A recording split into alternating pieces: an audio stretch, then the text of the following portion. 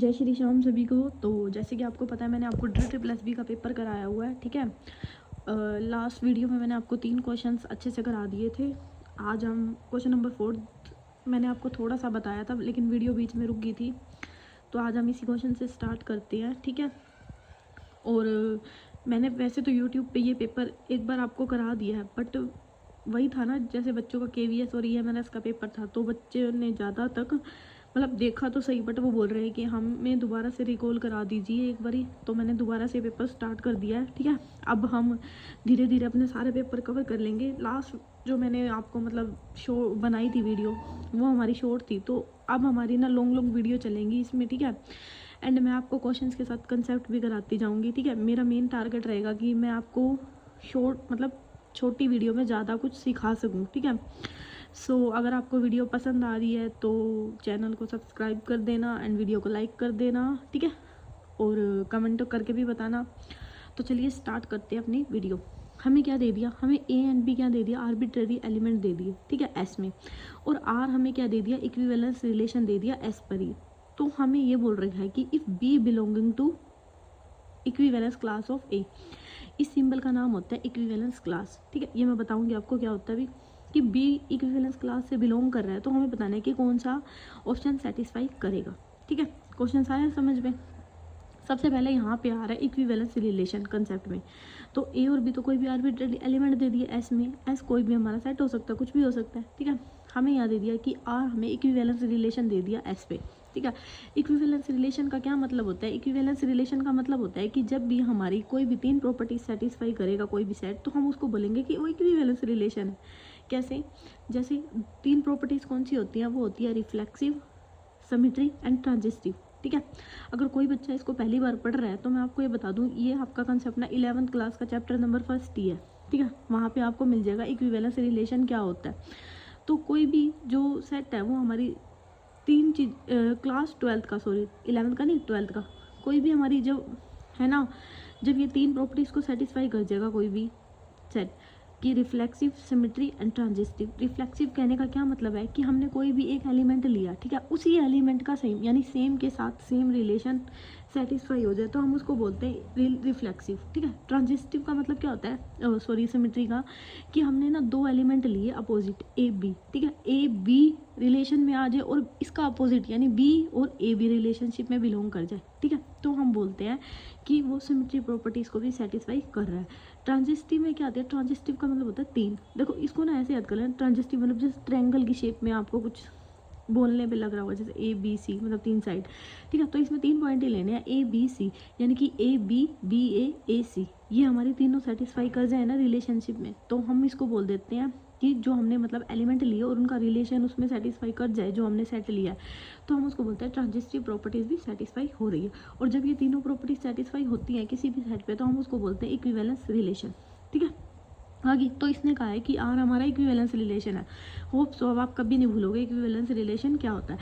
Next आता है आपका इक्विवेलेंस क्लास। इक्विवेलेंस क्लास ना बेसिकली आपका इक्विवेलेंस रिलेशन है ना, उसी का ही क्या होता है, सबसेट होता है, ठीक है। कैसे, इसमें जो मेन बात है ना वो ये है, इस बात का कहने का क्या मतलब है कि equivalence class of X is equal to y, y कोई भी एलिमेंट है, ठीक है। हम जो भी हम यहाँ इक्विवेलेंस क्लास ले रहे हैं ना, जिसकी भी, उसके साथ जो हम ये डिफरेंट एलिमेंट ले रहे हैं वो रिलेशन बना जाए, यानी कि वो सेटिस्फाई कर जाए उस चीज़ को, ठीक है। तो हम बोलते हैं कि वो क्या है, इक्विवेलेंस क्लास, वो जो हम सेट है। जैसे इसको कहने का क्या मतलब है, जैसे मैंने यहाँ पे एक एग्जांपल लिया 1 2 3 4 5, ठीक है, ये क्वेश्चन है और हमें रिलेशन क्या दे रखा है कि AB such that A plus B करें तो वो क्या आना चाहिए, इवन, यानी relation R is defined on the set A, इसके ऊपर डिफाइन होना चाहिए। अब मैं ये चीज़ कैसे प्रूव करी है, यहाँ देखो मैंने पहला हमें क्या दे रखा था, 1 2 3 4 5 दे रखा था, मैंने इक्विवेलेंस क्लास ऑफ 1 निकाल ली, ठीक है। मैंने 1 का और क्या दिया हुआ था आपको इक्विवेलेंस क्लास में कि A प्लस B करें वो क्या आना चाहिए, इवन आना चाहिए, ठीक है। ये चीज़ बोली थी ना, तो हमें क्या दे दिया, हमने 1 की इक्विवेलेंस क्लास ली। अब 1 के साथ मैं क्या ऐसा ऐड करूँ जो कि इवन आ जाए, 1 3 5, इन तीनों को मैं ऐड करूँगी ना तो ये इवन आ जाएंगे, ठीक है। और अगर आप 3 की भी इक्विवेलेंस क्लास निकालेंगे ना तो भी यही आएगी, और अगर 5 की भी इक्विवेलेंस क्लास निकालेंगे तो भी यही आएगी। तो यहाँ से क्या है, जैसे देख लो मैंने निकाली हुई है नीचे 3 की क्या निकल गई, 1 3 5, ठीक है। 5 की भी 1 3 5। ऐसे ही अगर आप इवन की निकाल रहे हो, 2 की क्या निकल गई 2 और 4, और 4 की भी क्या निकल जाएगी 2 एंड 4, क्योंकि इन दोनों को ऐड करेंगे इवन आएगा ना। तो यहाँ से क्या एक कंसेप्ट निकला आपका कि equivalence class of 1 3 5 are the same as equivalence class of the element 2 and 4 are also same. मतलब इक्विवेलेंस क्लास 1 3 5 की क्या है, यही है, 1 की भी यही है, 3 की भी यही है, 5 की भी यही है, क्या 1 3 5। तो यहाँ से हमारा क्या कंसेप्ट निकला है, यहाँ से हमारी एक बात निकली है कि जो इक्विवेलेंस क्लास ऑफ 1 है ना, वो इक्विवेलेंस क्लास ऑफ 1 के इक्वल हो जाएगी। और अगर मैं कहूँ इक्विवेलेंस क्लास ऑफ 3 है, वो हमारी 3 के इक्विवेलेंस क्लास की हो जाएगी ना। यहाँ से ये बात निकल के आई। जैसे मैंने नीचे थोड़ा सा और एक्सप्लेन किया हुआ है कि हमें एस क्या दे दिया, ए भी कोई एलिमेंट दे दिया, ए क्या दे दिया इक्विवेलेंस क्लास ऑफ ए, ठीक है। ऐसे इसी मतलब जिसको जैसे मैंने यहाँ पे इक्विवेलेंस क्लास ऑफ बी लिया, मैंने कोई भी एलिमेंट ले लिया कोई भी डिफरेंट, और मैंने उस बी के साथ वो रिलेशन में क्या हो गया सेटिस्फाई कर गया। तो कहने का क्या मतलब है, because this is the relation equivalence relation, so that ये अभी मैंने आपको डेफिनेशन बताई वही लिख रखी है रिपीट। आप अगर इसको ध्यान भी नहीं दे रहे तो बेसिक वही सीखो। मैंने आपको क्या बताया था कि equivalence class of x is equal to, हमने वाई कोई एलिमेंट ले लिया सच डैट एक्स और वाई रिलेशनशिप में क्या हो गए सेटिस्फाई हो गए। तो हम यहाँ से कह सकते हैं कि equivalence class of x is equal to equivalence class of y. आई बात समझ में। तो यही चीज़ इसने पूछी, अब ये समझ में आया होगा आपको एग्जाम्पल। जिसने ये पूछी है कि हमें कि ये इक्विवेलेंस रिलेशन को सबसे पहले ना इक्विवेलेंस रिलेशन सेटिस्फाई होना चाहिए, और मैंने बता दिया आपको इक्विवेलेंस रिलेशन में तीनों प्रॉपर्टीज़ को दिखाना है। उसके बाद इसने कह दिया कि बी ए के, ये अगर मैं इसको यहाँ लिख के दिखाऊँ आपको कि equivalence class of A is equal to, अब बी यहाँ पे कोई भी यूनिक एलिमेंट है तो बी ऑफ ए रिलेशन में सेटिस्फाई करेंगे। तो यहाँ से अभी मैंने आपको वही जो एग्जांपल बताया, तो यहाँ से हमारा क्या सेटिस्फाई हो गया, equivalence class of A is equal to equivalence class of B, यानी ये चीज़ यहाँ से क्या होगी सेटिस्फाई होगी। तो यहाँ से इसका ऑप्शन नंबर सेकंड क्या हो जाएगा आंसर, ठीक है। होप सो मैं आपको ये अच्छे से समझा पाई। नेक्स्ट चलें, इसको अच्छे से कर लेना एक बार और, ठीक है। पता क्यों, क्योंकि आगे वाले क्वेश्चन पे फिर वो यूज़ होएगी। अब हमें दे दिया cos theta plus iota sine theta and cos phi plus iota sine pi किसके इक्वल होगा। तो जो हमारे यूलर थ्योरम है वो क्या कहती है, ई की पावर आयोटा थीटा क्या होता है कोस theta plus iota sine theta, ठीक है। अब ई की पावर थीटा, अब इसने क्या कर दिया, ई की पावर थीटा को हम ये लिख सकते हैं। तो पहला हमें क्या यही दे रखा है ना कोस theta plus iota sine theta, इसको हम क्या लिख सकते हैं ई की पावर आयोटा थीटा, इसको क्या लिख सकते हैं ई की पावर आयोटा फाई, ठीक है। अब मैंने इन दोनों को क्या कर दिया, जब बेस सेम है तो पावर क्या हो जाती है ऐड। तो यहाँ से इसका फॉर्मूला क्या बन गया cos theta plus phi plus iota sine theta plus phi, ठीक है। ये आसान सा ही था बेसिक, ठीक है। अब नेक्स्ट आता है हमारा कि if p is a prime then a की power p congruence a mod p for all a belonging to z which of the following has above the statement. Simple, हमें थ्योरम दे रखी है, उसकी स्टेटमेंट दी हुई है थ्योरम की और पूछी हुई है कि कौन सी थ्योरम है। तो ये सिंपल हमारी फॉर्मेट थ्योरम होती है, ठीक है। मैं आपको थोड़ा सा ये बताती हूँ बेसिक इसका कंसेप्ट। देखो इन सारे ऑप्शंस को ही बता देती हूँ क्या क्या होती हैं, ठीक है। हमारी ना सबसे पहले आती है यूलर थ्योरम। यूलर थ्योरम हमारी क्या कहती है कि एक्स और एन हमारे कोई भी को प्राइम दे दिए, ठीक है, को प्राइम पॉजिटिव इंटीजर, तो एक्स की पावर फाई एन कोंग्रेंट होता है 1 मोड एन, और जो फाई एन है वो क्या होता है यूलर टोशेंट फंक्शन। ये भी एक थ्योरम होती है बट ये आगे करेंगे हम, ठीक है। ई की एक्स की पावर फाई एन, इसको कैसे याद करोगे, यूलर का मतलब एक्स की पावर 5 एन किसके इक्वल होता है 1 मोड एन, और फॉर्मेट इसी का होता है एक्स की पावर 5 एन की जगह ना n-1 हो जाता है 1 मोड एन, मतलब यहाँ p ले रखा है ना तो यहाँ 1 की जगह a ले रखा है और यहाँ पे x की जगह a की पावर p। फॉर्मेट थ्योरम क्या होती है x की पावर 5n की जगह क्या हो जाता है n-1 मोड 1 मोड n। अब इसको कैसे उसमें कन्वर्ट कर रखा है कि x की पावर 1 और 1 बाई यहाँ क्या हो जाएगा x, क्योंकि 1 के नीचे थी ना तो कॉन्ग्रेंसी 1 मोड n, और ये x यहाँ उठा के यहाँ चला जाएगा, ठीक है। तो वहाँ से वही कंसेप्ट बन गया ना x की पावर n किसके इक्वल हो गया x मोड n, ठीक है। ये हमारी फॉर्मेट थ्योरम होती है। तो सिंपल वही है कि आप यूलर थ्योरम को याद रखो, x की power 5n is equal to 1 mod n, और 5n की जगह क्या होता है n-1 हमारी फॉर्मेट थ्योरम होती है, ठीक है। और विल्सन थ्योरम क्या कहती है, विल्सन थ्योरम ना हमारे p-1 का फैक्टोरियल कॉन्ग्रेंसी -1 मोड p, ठीक है। बस यूं ही थोड़ा सा याद करो, सारी याद नहीं करनी आपको, ठीक है। जो जो मैं बता रही हूँ वही याद करते जाओ।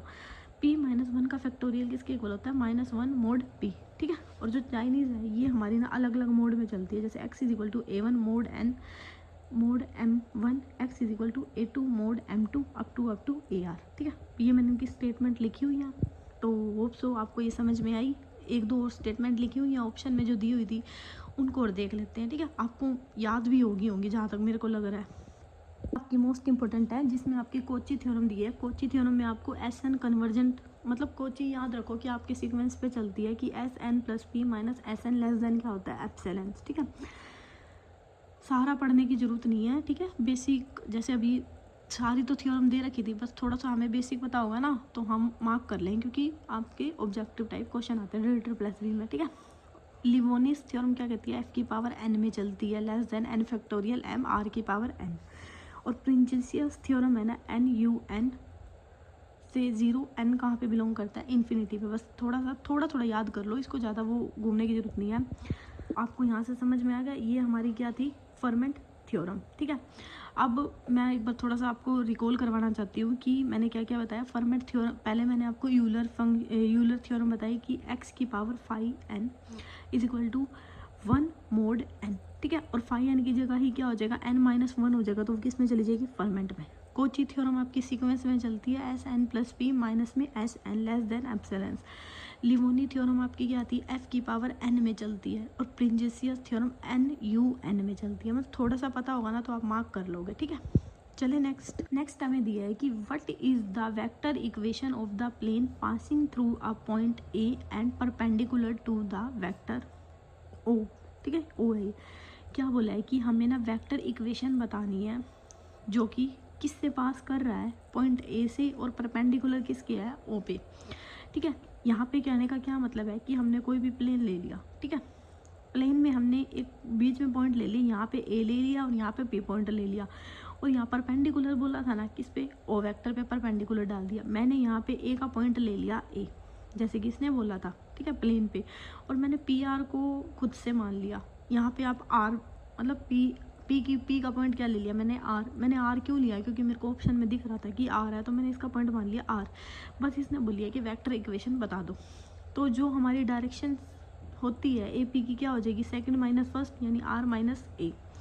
और जब भी हमारे दो वेक्टर क्या होते हैं, परपेंडिकुलर होते हैं, तो उनकी डॉट प्रोडक्ट क्या होती है, जीरो। तो ए पी हमारा क्या हो गया, एक वेक्टर, और दूसरा परपेंडिकुलर कौन सा वेक्टर दे दिया, ओ। अब ओ के मैंने कोई पॉइंट नहीं लिए, क्यों नहीं लिए, क्योंकि हमें ओ है ना, यहाँ पे हमें ओ, यहाँ पे ना हमें, मैंने देखा कि ऑप्शन में मेरे को ओ ही दे रखा है, ओ के कोई पॉइंट नहीं दे रखे। ठीक है, तो इसलिए मैंने नहीं लिया। और दो वेक्टर की डॉट प्रोडक्ट क्या होती है, जीरो। तो मेरा ए पी एक मैंने प्लेन ले लिया, ए पी में मैंने पॉइंट ले रखे थे, इसकी डायरेक्शन क्या आ गई, डायरेक्शन कोसाइन क्या आ गया, सेकंड माइनस वन, यानी R minus A N dot में क्या हो गया, O is equal to zero. बस देख लो कौन सा ऑप्शन है, ऑप्शन नंबर 4 क्या हो जाएगा हमारा आंसर। ठीक है, बस यही वेक्टर इक्वेशन, ये याद रखना है कि दो वेक्टर इक्वेशन की डॉट प्रोडक्ट हमेशा क्या होती है, जब वो परपेंडिकुलर होते हैं, zero.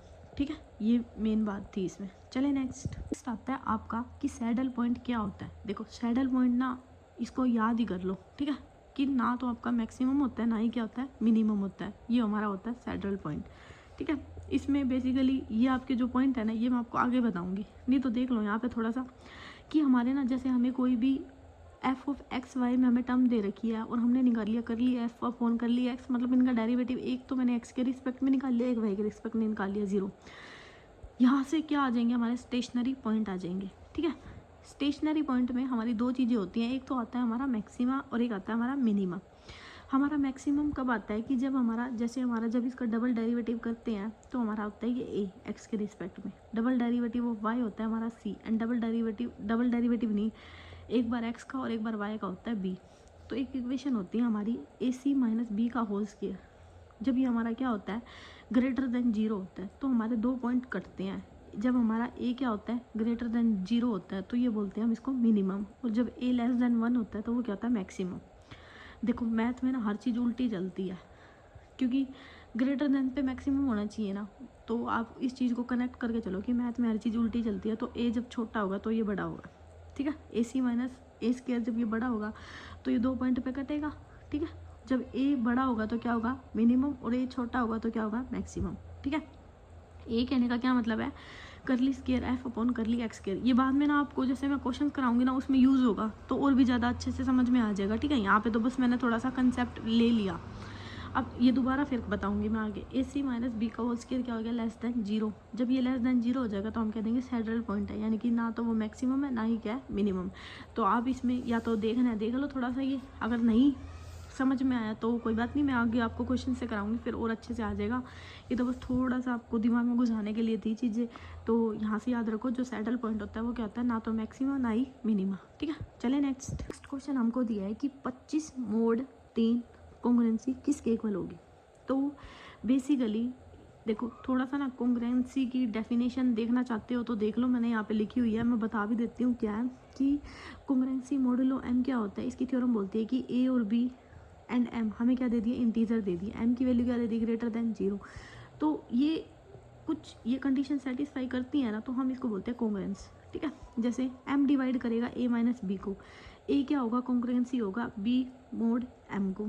A is equal to b plus k m for some integer k. A mod m is equal to b mod m, ये हमारा इक्वल, मतलब ये ना डेफिनेशन है। ठीक है, ये अब हमें ना क्वेश्चन में देखना पड़ेगा ऑप्शन उठा के कि कौन सी डेफिनेशन कॉन्ग्रुएंसी की लग रही है। कॉन्ग्रुएंसी का बेसिकली मतलब होता है कि कोई भी दो सेट ले लो या फिर दो एलिमेंट ले लो, कुछ भी, दोनों क्या होते हैं, इक्वल। ठीक है, और ये इसकी डेफिनेशन होती है। ठीक है, अगर मैं आपको 7th 8th की बात क्लास का मैथ बताऊं तो कॉन्ग्रुएंसी का मतलब होता है समान चीज़ें। ठीक है, और अगर मैं आपको ग्रेजुएशन के कंसेप्ट पे लेकर चलूँ, बेसिकली ग्रेजुएशन का है, उसकी डेफिनेशन बोलती है कि एम डिवाइड करता है ए माइनस बी को। ठीक है, और ए क्या होता है, ए जो हमारा बी प्लस के एम की फॉर्म में होता है सम इंटीजर। ठीक है, और a mod m b mod m ये इक्वल होंगे, कॉन्ग्रुएंसी का मतलब। तो ए एम को डिवाइड करेगा, बी बी एम को डिवाइड करेगा, और ये क्या आ जाएगा, रिमाइंडर। ठीक है, तो यहाँ पे आपकी जो डेफिनेशन लग गया है ना, यही वाली लग गया है कि कैसे, कि 25 मोड 3। अब मेरे को यहाँ पे ना ऑप्शन दिख रहे हैं 1 0 3 2। अब मैंने देखा कि अगर मैं इसको ये वाली डेफिनेशन लगाती हूँ कि एम तो यहाँ पे क्या हो जाएगा, ये वाला।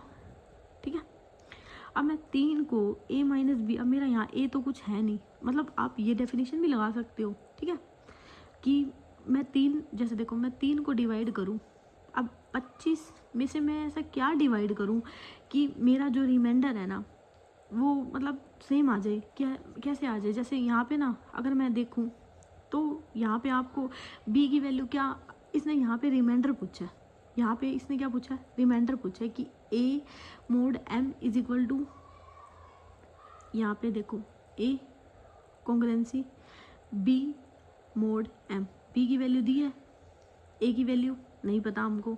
ठीक है, अब यहाँ पे ना इसने रिमाइंडर पूछा है, मैं इसका थोड़ा सा लिखना तो क्या, रिमाइंडर ही पूछा है, क्योंकि अब देखो अगर मैं ए की वैल्यू, आप थोड़ा सा दिमाग लगाओ, अगर मैं यहाँ पे ए की वैल्यू लगाऊँ, एम मैंने क्या कहा है, एम डिवाइड करेगा किसको, ए माइनस बी को। अगर ए मैं देखूँ तो ए तो बड़ा ही होगा इससे, क्योंकि नेगेटिव तो आ नहीं सकता, यहाँ पे मेरे को नेगेटिव तो कुछ दिख ही नहीं रहा, थोड़ा सा अगर आप दिमाग लगाओ तो। ठीक है, और अगर मैं ए की वैल्यू यहाँ पे लिखूँ तो 3 डिवाइड 26, मतलब 24 भी आ सकता है, 26 भी आ सकता है, क्योंकि मेरे को बड़ा लेना है। 26 माइनस में 25 करूँ तो 1, तो इसका अगर मैं रिमाइंडर देखूँ तो मेरा क्या हो जाएगा, 3। लेकिन 3 तो हमें इंटीजर दे रखा है, रिमाइंडर तो है नहीं है ना। तो मैंने ये वाली डेफिनेशन यूज़ करी कि ए डिवाइड कर रहा है एम को, अब और बी डिवाइड कर रहा है एम को, तो यहाँ पे आपका बी कितना है, बी आपका मेरे को दिखा कि यहाँ पे बी कितना है, 25 है। 25 डिवाइड करेगा जब मेरा किसको, 24 को, 25 डिवाइड करेगा, मतलब 3 डिवाइड करेगा 25 को। जब हम 3 को 25 से डिवाइड करेंगे ना तो हमारा रिमाइंडर कितना आ गया, 1, रिमाइंडर 1 आ गया। तो मैंने यहाँ से देखा कि हाँ मतलब वो चीज़ सेटिस्फाई कर रही है। मैंने इस क्वेश्चन को ना इसकी डेफिनेशन से ना समझ के ना, ये डेफिनेशन तो मैंने याद कर ली कि हाँ ये चीज़ें होती हैं। अब मेरे को पता कैसे चला कि लगाना कौन सा है, मैंने इनके ऑप्शन देखे, मैं आपको बता रही हूँ कि करना कैसे है आपको एग्ज़ाम में। ठीक है, तो मैंने इसके ऑप्शन देखी, अगर मैं अगर यहाँ पे इसने ए की वैल्यू बोली होती तो भाई ए की वैल्यू 24 आती। ठीक है, क्योंकि b माइनस ए होता है, या फिर a माइनस बी ले लो, तो 24 माइनस में 1, तब जाके उसका रिमाइंडर तब भी 1 बचता। तो मेरे को यहाँ लगा कि यहाँ मतलब 24 26 में से तो कुछ है नहीं ऐसा, 26 भी आ सकता था और 24 भी आ सकता, तो इसमें ऐसा तो कुछ है नहीं। तो मेरे को पता चल गया यहाँ पे क्या पूछ रखा है, रिमाइंडर पूछ रखा है। ठीक है, तो मैंने सिंपली ये वाली डेफिनेशन लगा दी कि बी एम को डिवाइड करे, बी क्या हो गया 25 डिवाइड 3, तो रिमाइंडर कितना आ गया 1, तो यहाँ से वो क्या होगी, सेटिस्फाई होगी। ठीक है, होप सो आपको ये समझ में आ गई, अगर नहीं आया तो एक बार दोबारा देख लेना, आ जाएगा अच्छे से। नेक्स्ट दे रखा है हमें कि a relation is an equivalence relation. अभी मैंने आपको डेफिनेशन बताई थी कि इक्विवेलेंस रिलेशन क्या होता है, जब वो 3 प्रॉपर्टीज़ को सेटिस्फाई करता है। कौन सी? Reflexive, symmetry and transitive. तो हमारा क्या होता है? Equivalence relation. चलें आगे। नेक्स्ट हमें दे दिया if cosine of the angle made by the vector with the coordinate axis are l M n then which option is correct. तो सिंपली ये आपका 12th क्लास में से उठा के दिया गया है, ठीक है, डायरेक्शन एंड कोसाइन में। उसमें क्या होता है कि इसकी ये डेफिनेशन ही होती है कि L square plus M square plus N square is equal to 1। जिसने पढ़ा है उसको तो हो गया होगा ये क्वेश्चन, ठीक है। इसमें क्या होता है बेसिकली, जो एल होता है ना हमारा कोस अल्फा, एम होता है कोस बीटा और एन क्या होता है कोस गामा। और ये क्या होता है, जब हमें एंगल की फॉर्म में दिए होते हैं तो हम ये लेते हैं, और जब हमें ना पॉइंटों की फॉर्म में दिए होते हैं ना तो एल को हम मतलब ए बी सी 3 पॉइंट ले लेते हैं। तो इसके जो डायरेक्शंस कोसाइन निकालते हैं वो कैसे निकालते हैं? ए डिवाइड अंडर रूट ए स्क्वायर बी स्क्वायर प्लस सी स्क्वायर। एम की जगह बी और सेम आ जाएगा अंडर रूट ए स्क्वायर बी स्क्वायर सी स्क्वायर, और एन की जगह सी डिवाइड अंडर रूट ए स्क्वायर बी स्क्वायर प्लस सी स्क्वायर, ठीक है। और ये यूनिट वेक्टर की फॉर्म में होता है कि cos square alpha plus cos square beta plus cos square gamma जब 1 होता है और हमने कोस को क्या मानना है? L M n. तो l square plus M square plus N square हमारा क्या हो जाएगा? 1। तो बस इसने ऊपर यही पूछा था कि इफ़ द कोसाइन एंगल में, देखो एंगल आ गया ना, angle made by the vector with the coordinate axis X Y Z, यही है ना, जिसमें मैंने क्या मान लिया कोऑर्डिनेट की जगह? अल्फा बीटा एंड गामा, ठीक है। Are made the L M N, किससे बना रखे हैं? एल एम एन से। तो हमें ये बताना है कि कौन सा ऑप्शन सेटिस्फाई होगा। तो यहाँ से देख लो, l square plus M square plus N square क्या होता है? 1। तो यहाँ से हमारी ऑप्शन नंबर बी क्या हो जाएगा? करेक्ट। चलिए नेक्स्ट। आज हम इतना ही रखते हैं, नहीं तो फिर वीडियो काफ़ी लंबी हो जाएगी और आप भी बोर हो जाओगे, ठीक है। तो मैं थोड़ा जल्दी जल्दी और पढ़ाऊँगी, तो आज इतना ही रखते हैं, बाकी हम कल करेंगे, ठीक है। So thank you so much for watching my video.